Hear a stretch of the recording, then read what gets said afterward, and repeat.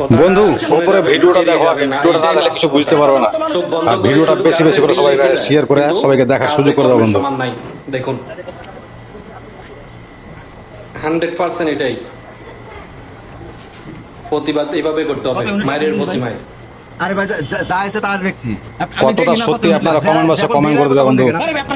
আর ভিডিওটাকে শেয়ার করে সবাইকে দেখার সুযোগ করে দাও। আমি বুঝবো না, আমি কেন বুঝছি? আপনি দেখান কত ইউনিট লাগছেন, দেখি কত, দেখি 320 ইউনিট আইছে, 150 ইউনিট। আপনি 320 ইউনিট কেন লিখলেন? কেন লিখলেন? জালিয়াতি কেন করেন আপনারা? আমার ঘরে একটা ফ্রিজ নাই, টিভি নাই, কোনো কিছু নাই, দুইটা ফ্যান চলে, দুইটা লাইট চলে, তাতে আমার প্রতি মাসে আগে বিল আসতো 400 থেকে 500 টাকা, এখন আসে কত? 2000। মামু ধরা খাইছে জায়গা মতে। কেন আসে? জালিয়াতির কারণে আসে না? এই জালিয়াতির কারণে আসে না? হ্যাঁ, এই আপনাদের মতো মানুষদের জন্য পুরো দেশের মানুষ এরকম ভুক্তভোগী। গ্রামের মধ্যে কিছু কিছু মানুষ ঘর আছে যারা একটা ফ্যান চালায় না, একটা লাইটও জ্বালায় না।